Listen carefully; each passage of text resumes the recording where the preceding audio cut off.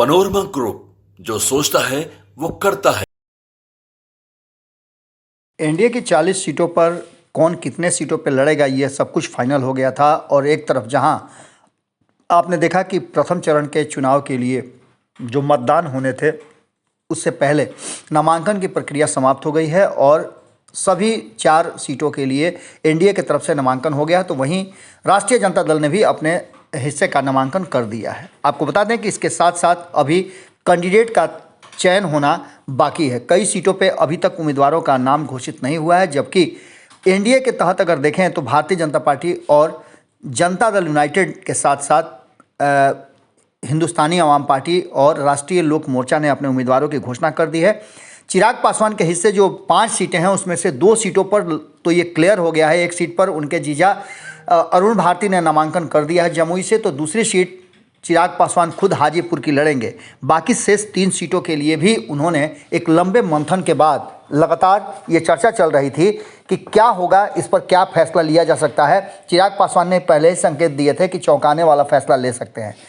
इन सीटों की बात अगर करें तो सबसे पहले एक सीट जो रिजर्व बची हुई थी, जिस पर सबसे ज़्यादा विवाद था और इसको लेकर के कहीं ना कहीं एनडीए से पशुपति कुमार पारस की पार्टी को बाहर होना पड़ा था, वो सीट था समस्तीपुर। समस्तीपुर को लेकर के कई तरह की बातें चल रही थी और समस्तीपुर सीट को लेकर जहां एक तरफ प्रिंस राज, कहा यह जाता है कि चिराग पासवान से सारे दूरियों को, डिफरेंसेस को भुला करके बातचीत करके ये चाहते थे कि उन्हें इस बार भी वो सीट मिले। लेकिन जिस तरह से फैसला कर लिया था चिराग पासवान ने कि वो किसी भी पुराने कैंडिडेट को कंटिन्यू नहीं करेंगे और जो हो गया सो हो गया। अब आगे वो अपनी रणनीति और राजनीति अलग धारा पर लेकर के चलेंगे, जिसका उन्होंने संकेत बहुत पहले दे दिया था।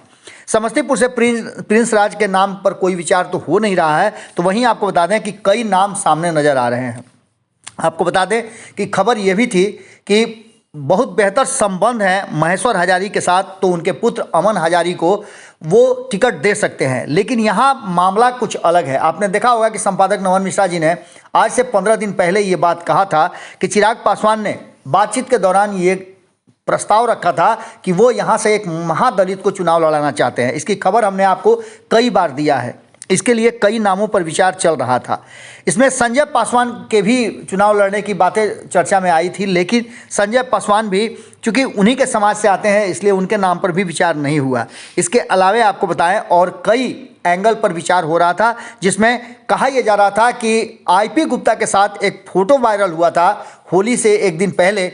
उस फोटो को लेकर के ये कहा जा रहा था कि आईपी गुप्ता यहाँ से आइडियल कैंडिडेट हो सकते हैं और उनका रिश्ता बहुत पहले चिराग पासवान से बहुत बेहतर रहा है। आपको बता दें कि हालांकि इस बात को लेकर के आईपी गुप्ता ने इनकार किया था।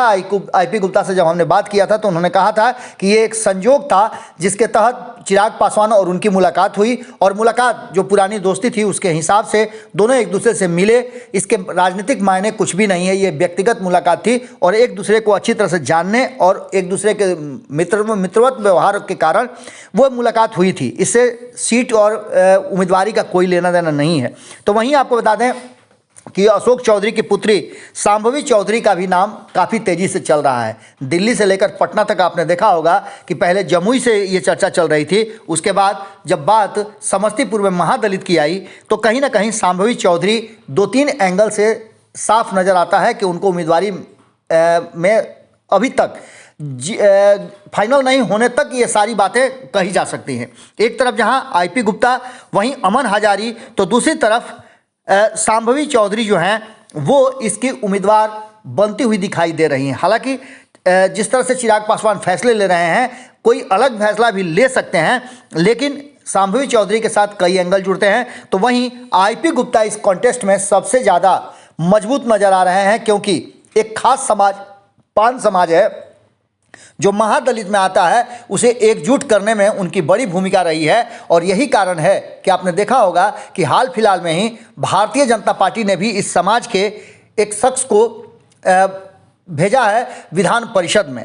ऐसी स्थिति में शांभवी चौधरी और आईपी गुप्ता के बीच में एक भारी कॉन्टेस्ट है। तो वहीं बात करें वैशाली की, तो वैशाली में लड़ाई बहुत बड़ी नहीं है। वीना सिंह लगातार चिराग पासवान के साथ साए की तरह दिल्ली से लेकर पटना तक जुड़ी रही हैं और वो अभी भी उम्मीद करती हैं कि उनकी उम्मीदवारी पक्की है और वैशाली से वो चुनाव लड़ रही हैं। लेकिन जिस तरह की बातें हम पहले से बताते आ रहे हैं कि चिराग पासवान किसी भी पुराने उम्मीदवार को जो उनके साथ बाहर रहे हों या सांसद रह करके उनका साथ छोड़ दिया हो, ऐसे लोगों को मौका नहीं देना चाहते हैं।